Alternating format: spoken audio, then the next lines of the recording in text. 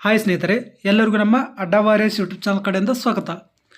ನಾವು ಇವತ್ತಿನ ತರಗತಿ ಒಳಗೆ ಕಾವೇರಿ ನದಿಯ ಒಂದು ಪ್ರಮುಖ ಉಪನದಿಯಾದ ಹೇಮಾವತಿ ನದಿ ವ್ಯವಸ್ಥೆ ಬಗ್ಗೆ ಸಂಪೂರ್ಣವಾಗಿ ಮ್ಯಾಪನ್ನು ಬೇಸಾಗಿಟ್ಕೊಂಡು ಮಾಹಿತಿಯನ್ನು ತಿಳ್ಕೊತ ಹೋಗೋಣ ರೀ.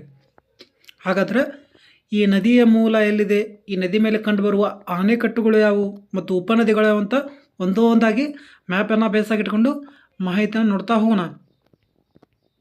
ಹಾಗಾದ್ರೆ ಮೊದಲೇದಾಗಿ ಇಲ್ಲಿ ಹೇಮಾವತಿಯ ನದಿಯ ಮೂಲ ಯಾವುದಂತ ತಿಳಿದುಕೊಳ್ಳೋಣ. ಹಾಗಾದರೆ ಈ ನದಿ ಮೂಲ ಯಾವುದು?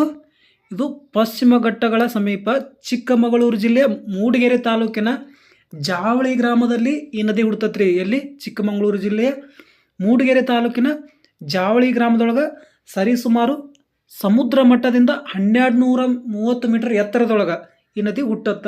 ಎಷ್ಟು? 1230 ಮೀಟರ್ ಎತ್ತರದೊಳಗೆ ಈ ನದಿ ಹುಟ್ಟತ್ರಿ. ಈ ನದಿಯ ಒಟ್ಟು ಉದ್ದ ಎಷ್ಟಪ್ಪ ಅಂದ್ರೆ, ಕಾವೇರಿ ನದಿಯನ್ನು ಸೇರುವವರೆಗೂ ಸುಮಾರು 245 ಕಿಲೋಮೀಟರ್ ಉದ್ದವನ್ನು ಈ ನದಿ ಹರಿಯುತ್ತಾ. ಎಷ್ಟು? 245 ಕಿಲೋಮೀಟರ್ ಉದ್ದವನ್ನು ಹರಿಯುತ್ತಾ. ಈ ನದಿ ಸರಿಸುಮಾರು ಎಷ್ಟು ಚದರ ಕಿಲೋಮೀಟರ್ ಜಲಾನಯನ ಪ್ರದೇಶವನ್ನು ಒಳಗೊಂಡಿದೆಯಪ್ಪ ಅಂದ್ರೆ, ಸುಮಾರು 5410 ಚದರ ಕಿಲೋಮೀಟರ್ ಜಲಾನಯನ ಪ್ರದೇಶವನ್ನು ಒಳಗೊಂಡೈತ್ರಿ. ಎಷ್ಟು? 5410 ಚದರ ಕಿಲೋಮೀಟರ್ ಜಲಾನಯನ ಪ್ರದೇಶವನ್ನು ಒಳಗೊಂಡೈತೆ. ಹಾಗಾದ್ರೆ ಈ ನದಿ ಕಾವೇರಿ ನದಿಯನ್ನು ಎಲ್ಲಿ ಸೇರುತ್ತಪ್ಪ ಅಂದ್ರೆ, KRS ಡ್ಯಾಮ್ ಬಳಿ ಕಾವೇರಿ ನದಿಯನ್ನು ಸೇರುತ್ತಾ. ಎಲ್ಲಿ? ಕೃಷ್ಣರಾಜಸಾಗರ ಬಳಿ ಕಾವೇರಿ ನದಿಯನ್ನು ಸೇರುತ್ತಾ. ನೆಕ್ಸ್ಟ್ ನಾವು ಮ್ಯಾಪಲ್ಲಿ ಈ ನದಿ ವ್ಯವಸ್ಥೆ ಬಗ್ಗೆ ಮಾಹಿತಿಯನ್ನು ತಿಳ್ಕೊತ ಹೋಗೋದಾದ್ರೆ, ಮೊದಲೇದಾಗಿ ಈ ನದಿಯಲ್ಲಿ ಹುಡ್ತತ ಚಿಕ್ಕಮಗಳೂರು ಜಿಲ್ಲೆಯ ಮೂಡಿಗೆರೆ ತಾಲೂಕಿನ ಜಾವಳಿ ಗ್ರಾಮದೊಳಗೆ ಹುಟ್ಟುತ್ತಾ. ಮೇಲ್ಗಡೆ ತಿಳಿದುಕೊಂಡಿದ್ದೇವೆ, ಆದರೂ ಮ್ಯಾಪಲ್ಲಿ ಇನ್ನೊಮ್ಮೆ ತಿಳಿದುಕೊಳ್ಳೋಣ. ಇದು ಮುಂದೆ ಹರಿತಾ ಬೇಲೂರು ನಗರವನ್ನು ಪ್ರವೇಶ ಮಾಡುತ್ತಾ. ಇಲ್ಲಿ ಹಾಸನ ಜಿಲ್ಲೆಯ ಬೇಲೂರು ನಗರವನ್ನು ಪ್ರವೇಶ ಮಾಡುತ್ತಾ. ಅಲ್ಲಿ ಇದಕ್ಕೆ ಎಡಭಾಗದಿಂದ ಒಂದು ಪ್ರಮುಖ ಉಪನದಿ ಬಂದು ಸೇರುತ್ತಾ ಹೇಮಾವತಿ ನದಿಗೆ. ಅದ್ಯಾವುದ್ರಿ? ಯುಗಿಚಿ ನದಿ ಸ್ನೇಹಿತರೆ. ಯಾವುದು? ಹೇಮಾವತಿ ನದಿ ಒಂದು ಪ್ರಮುಖ ಉಪನದಿ ಯಾವುದು? ಯುಗಿಚಿ ನದಿ. ಇದು ಎಡಭಾಗದಿಂದ ಬಂದು ಸೇರುವ ಒಂದು ಪ್ರಮುಖ ಉಪನದಿಯಾಗಿರುತ್ತಾ. ಹಾಗಾದ್ರೆ ಈ ಯುಗಿಚಿ ನದಿ ಎಲ್ಲಿ ಹುಟ್ಟುತ್ತಪ್ಪ ಅಂದ್ರೆ, ಚಿಕ್ಕಮಗಳೂರು ಜಿಲ್ಲೆ ಒಳಗೆ ಹುಟ್ಟುತ್ತಾ. ಈ ಯುಗಿಚಿ ನದಿಯ ದಂಡೆ ಮೇಲೆ ಬೇಲೂರು ನಗರ ಕಂಡುಬರುತ್ತಾ. ಯಾವುದು? ಬೇಲೂರು ನಗರ ಕಂಡುಬರುತ್ತಾ. ಈ ಯುಗಿಚಿ ನದಿಗೆ ಒಂದು ಸಣ್ಣ ಪ್ರಮುಖ ಉಪನದಿ ಕೂಡ ಬಂದು ಸೇರುತ್ತೆ ರೀ. ಅದ್ಯಾವುದು? ವಾಟೆಹೊಳ ನದಿ ಬಂದು ಸೇರುತ್ತಾ. ಯಾವುದು? ವಾಟೆಹೊಳ ನದಿ ಬಂದು ಸೇರುತ್ತಾ. ಈ ವಾಟೆಹೊಳ ನದಿಗೆ ಒಂದು ಕೂಡ ಚೆಕ್ ಡ್ಯಾಮ್ ಕಂಡುಬರುತ್ತಾ. ಅದ್ಯಾವುದು? Vatehole check dam. ಎಲ್ಲಿ ಕಟ್ಟಿದ್ದಾರೆ? ರಾಜನಹಳ್ಳಿ ಸಮೀಪ ಈ ಡ್ಯಾಮ್ ನಿರ್ಮಾಣವಾಗುತ್ತೆ. ಯುಗಿಚಿ ನದಿಗೂ ಕೂಡ ಒಂದು ಪ್ರಮುಖ ಡ್ಯಾಮ್ ಕೂಡ ನಿರ್ಮಾಣವಾಗಿದೆ ಸ್ನೇಹಿತರೆ. ಎಲ್ಲಿ? ಬೇಲೂರಿನೊಳಗೆ. ಅದ್ಯಾವುದು? ಯುಗಿಚಿ ಆಣೆಕಟ್ಟು ನಿರ್ಮಾಣ ಮಾಡ್ತಾರೆ. ಈ ಯುಗಿಚಿ ನದಿ ಸೇರಿದಾದ ನಂತರ ಇದಕ್ಕೆ ಗೋರೂರಿನ ಸಮೀಪ ಹಾಸನ ಜಿಲ್ಲೆಯ ಗೋರೂರಿನೊಳಗೆ ಒಂದು ಪ್ರಮುಖ ಆಣೆಕಟ್ಟು ಕೂಡ ನಿರ್ಮಾಣವಾಗುತ್ತೆ ರೀ. ಯುಗಿಚಿ ನದಿ ಸೇರಿದಾದ ನಂತರ ಹೇಮಾವತಿ ನದಿಗೆ ಒಂದು ಆಣೆಕಟ್ಟನ್ನು ಕೂಡ ನಿರ್ಮಾಣ ಮಾಡ್ತಾರೆ. ಅದ್ಯಾವುದ್ರಿ? ಹೇಮಾವತಿ ಆಣೆಕಟ್ಟು. ಯಾವುದು? ಹೇಮಾವತಿ ಆಣೆಕಟ್ಟು. ನೆಕ್ಸ್ಟ್ ಸ್ಲೈಡ್ ಒಳಗಿದೆ, ಅಲ್ಲಿ ಈ ಡ್ಯಾಮ್ ಬಗ್ಗೆ ಸಂಪೂರ್ಣವಾಗಿ ಮಾಹಿತಿಯನ್ನು ತಿಳಿದುಕೊಳ್ಳೋಣ. ನಂತರ ಇದು KRS ಡ್ಯಾಮ್ ಬಳಿ ಕಾವೇರಿ ನದಿಯನ್ನು ಸೇರುತ್ತೆ ರೀ. ಹಾಗಾದರೆ ಇಲ್ಲೇ ಮೇಲ್ಗಡೆ ನೋಡಿದೀವಲ್ಲ ಆಣೆಕಟ್ಟು, ಅವುಗಳ ಬಗ್ಗೆಯೂ ಕೂಡ ಸಂಪೂರ್ಣ ಮಾಹಿತಿನ ತಿಳ್ಕೊತ ಹೋಗೋಣ. ಹಾಗಾದ್ರೆ ಹೇಮಾವತಿ ನದಿ ನಿರ್ಮಾಣವಾದಂಥ ಡ್ಯಾಮ್ ಯಾವುದು? ಹೇಮಾವತಿ ಆಣೆಕಟ್ಟು ಸ್ನೇಹಿತರೆ. ಈ ಆಣೆಕಟ್ಟು ಯಾವಾಗ ನಿರ್ಮಾಣವಾಗುತ್ತಾ? ಈ ಆಣೆಕಟ್ಟು 1979 ಹಾಸನ ಜಿಲ್ಲೆಯ ಗೋರೂರು ಗ್ರಾಮದೊಳಗೆ ನಿರ್ಮಾಣವಾಗುತ್ತಾ. ಎಲ್ಲಿ ನಿರ್ಮಾಣವಾಗುತ್ತಾ? ಇದು ಯುಗಿಚಿ ನದಿ ಸಂಗಮ ಆಗುತ್ತಲ್ಲ, ಅದರ ಕೆಳಭಾಗದೊಳಗೆ ಹೇಮಾವತಿ ಆಣೆಕಟ್ಟನ್ನು ನಿರ್ಮಾಣ ಮಾಡಲಾಗುತ್ತೆ. ಹೇಮಾವತಿ ಆಣೆಕಟ್ಟಿನ ಒಟ್ಟು ಎತ್ತರ ಎಷ್ಟು ಮೀಟರ್ ಇದೆ ಅಂದ್ರೆ, ಸುಮಾರು 44.5 ಮೀಟರ್ ಎತ್ತರವನ್ನು ಈ ಆಣೆಕಟ್ಟು ಒಳಗೊಂಡೈತ್ರಿ. ಈ ಆಣೆಕಟ್ಟಿಗೆ ಉದ್ದ ಎಷ್ಟಿದೆ ಅಂದರೆ, ಸುಮಾರು 4692 ಮೀಟರ್ ಇದೆ ನೋಡಿ. ಸುಮಾರು 4.5 ಕಿಲೋಮೀಟರ್ ಉದ್ದದ ಆಣೆಕಟ್ಟಾಗಿರ್ತಾ ಇದು. ಈ ಆಣೆಕಟ್ಟೆ ಒಟ್ಟು 9162 ಹೆಕ್ಟೇರ್ ವಿಸ್ತೀರ್ಣವನ್ನು ಒಳಗೊಂಡೈತ್ರಿ.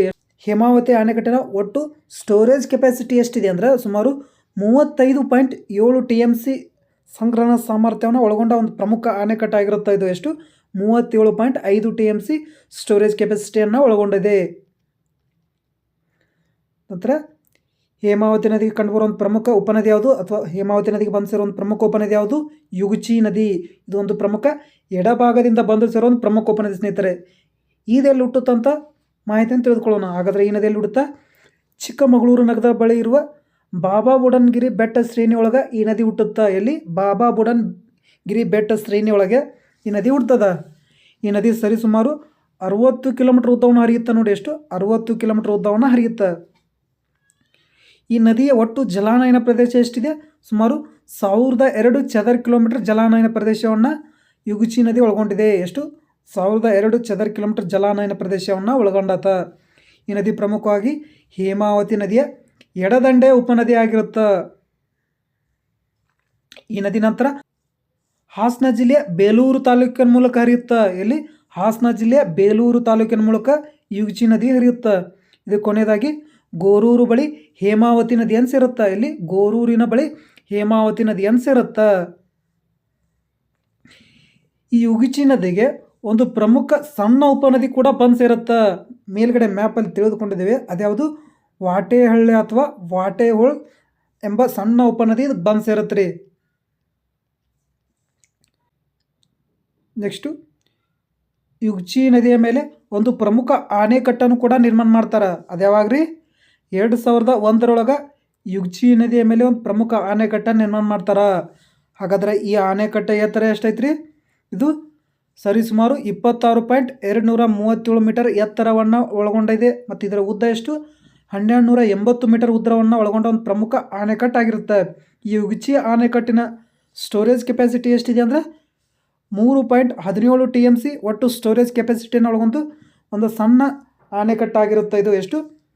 3.17 TMC ಸ್ಟೋರೇಜ್ ಕೆಪಾಸಿಟಿಯನ್ನು ಒಳಗೊಂಡ ಆಣೆಕಟ್ಟಾಗಿರುತ್ತೆ. ಹಾಗಾದರೆ ಈ ಹೇಮಾವತಿ ನದಿ ಪ್ರಮುಖವಾಗಿ ತುಮಕೂರು ಆಗಿರ್ಬೋದು, ಹಾಸನ ಆಗಿರ್ಬೋದು ಮತ್ತು ಚಿಕ್ಕಮಗಳೂರು ಜಿಲ್ಲೆಗಳಿಗೆ ಕುಡಿಯುವ ನೀರನ್ನು ಮತ್ತು ಕೃಷಿ ಭೂಮಿಗೆ ನೀರನ್ನು ಒದಗಿಸುವ ಒಂದು ಪ್ರಮುಖ ನದಿಯಾಗಿರುತ್ತೆ.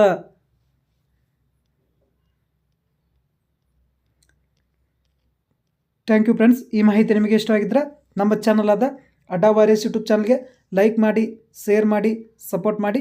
ಕೆಳಗಡೆ ಕಮೆಂಟ್ ಬಾಕ್ಸ್ ಒಳಗೆ ನಿಮ್ಮ ಅನಿಸಿಕೆಯನ್ನು ತಿಳಿಸಿ. Once again thank you.